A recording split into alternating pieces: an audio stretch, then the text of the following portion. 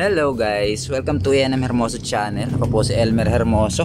Nandito na naman po tayo sa ating video tutorial kung paano po tayo naman mag-i-install ng waste tank dito po sa ating Epson L120 at Epson L121.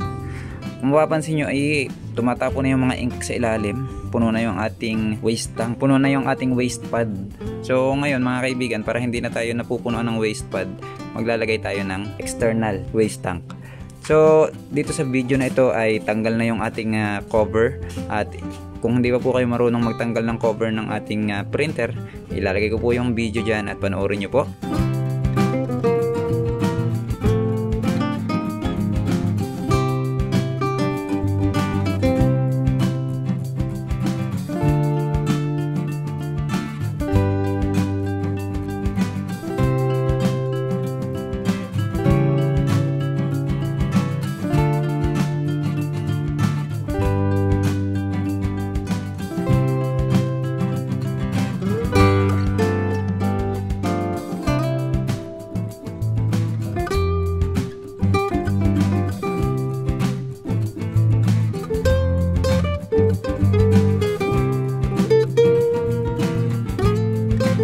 So ayan mga kaibigan, pagkatapos po natin na matanggal ang cover, eto na siya. Tanggal na yung cover at papakita ko naman sa inyo kung paano tayo magkakabit ng waste tank, external waste tank.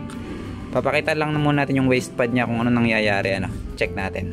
So ayan mga kaibigan, binaligtad natin yung printer natin, at eto na siya. Kung makikita natin ay talaga nagtatain na yung printer natin, okay. At ito po, makikita nyo, silyado pa, hindi pa talaga nabubuksan, kaya talagang puno na po yan. So, tanggalin na po natin to para wala nang nagtatay dito, tanggalin natin yan. Yan, may tornilyo po kasi yun sa loob. Ayan, tanggalin natin. Lock po kasi yan. Tapos after natin matanggal yung lock, pwede naman natin itagilid ng konti kasi nandito naman yung ating binunot po yung ating ink. Hindi naman matatapon yung ink natin. Tagilid natin ng konti. Ayan, yan, nagtagasan na. Napakadumi nito sa kamay. Ito po ay slide lang po natin mga kaibigan. Yan, slide lang. Yan.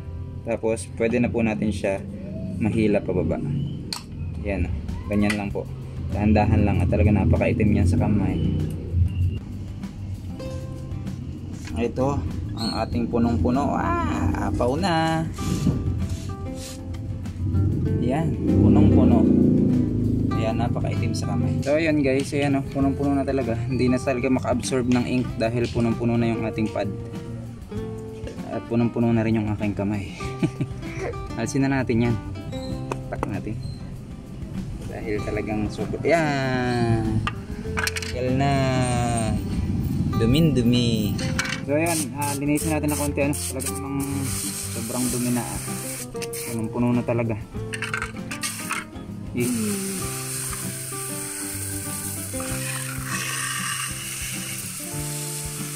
So ayan, nalinis na natin mga kaibigan, tuyuin na lang natin at talagang putik na. Tapos ay punasan natin yung ibang ink na nagsasabog dyan. Tapos ngayon mga kaibigan ay ibalik na natin itong tinanggal natin. Mas maganda po pagka bili nyo nito ng bago, lagay nyo na agad ng waste tank para hindi na magkaganito.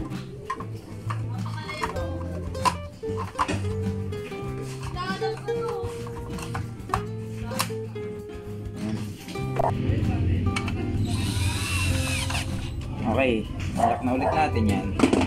Ngayon mga kaibigan, meron ditong hose. Ayan, ganitong hose.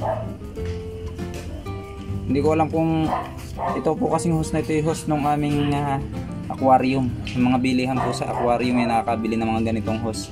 So ito na po yung gagamitin natin. Tapos dito, kung nakikita natin to, itong dynamo na to, ayan, nandun siya. Meron ditong black na hose. Ito yung black na hose. Bunutin natin yan dyan.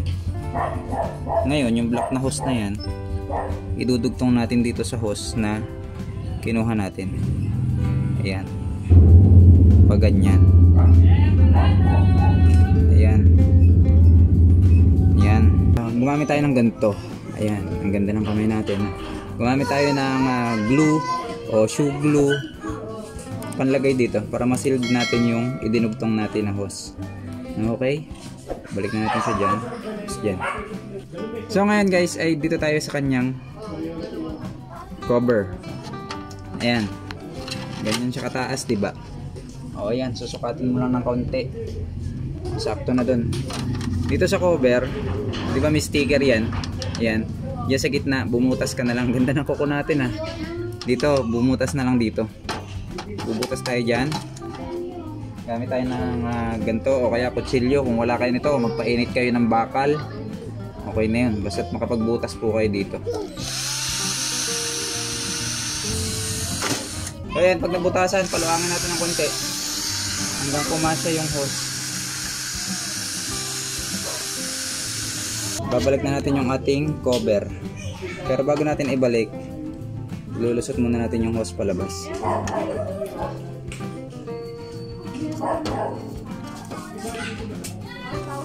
Ayan, yung hose palabas.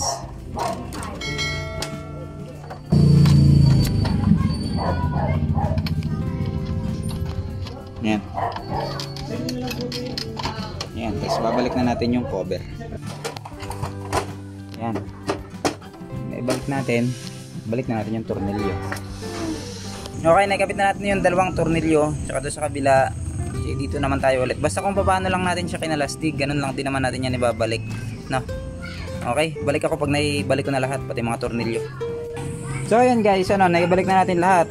Ngayon hindi nakalabas yung hose natin. Kailangan natin magawa ng ganito, maglagay. Kasi pag hindi tayo naglagay ng ganito, di matatapo naman yung ink na kinukuha natin dun sa loob. So butasin lang natin to.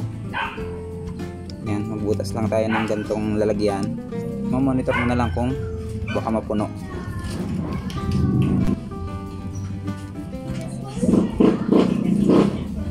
Paano? Yakan kasi hindi ba? Wala kang pato ng bagong sil. So ayun mga kaibigan, wala akong makita nga duct tape para pandikit dyan. Nilagyan ko na lang muna siya ng parang cable tie. Ayan, pang cable tie. Tapos ay nilagyan ko ng tape para hindi umus-us. Ayun yung hose nya. Ayan. So ngayon try natin, buksan yung printer nating maalikabok. Ayan. Tapos ngayon kita na natin pag puno na, makikita na natin para hindi mag-awasan. Okay, ngayon try natin mag head cleaning. Long press lang natin yan. Pag pangit ang print ng printer nyo, ganun lang. Tapos tingnan natin kung magkakalaman yung hose, kung magbubuga siya dyan. Ayan yun, nagtapo na yung ink na tinanggal niya. Diba? Diyan na siya tutulong ngayon. Yung ink na natatanggal doon sa loob. Yung pag nag-head clean tayo, nag-i-ink flushing tayo, diretso na siya dito tutulo. Wala nang mag-aawas doon sa loob. So ayan guys, sana nakatulong itong ating video. Please don't forget to like and subscribe. Bye bye.